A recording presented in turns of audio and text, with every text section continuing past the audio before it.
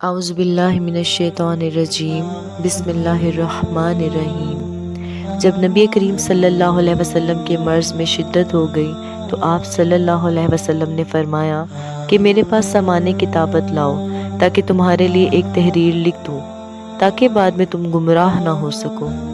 اس پر عمر رضی اللہ تعالیٰ عنہ نے لوگوں سے کہا کہ اس وقت آپ صلی اللہ علیہ وسلم پر تکلیف کا غلبہ ہے اور ہمارے پاس اللہ کی کتاب قرآن موجود ہے جو ہمیں ہدایت کے لیے کافی ہے۔ اس پر لوگوں کی رائے مختلف ہو گئی اور شور و غل زیادہ ہونے لگا۔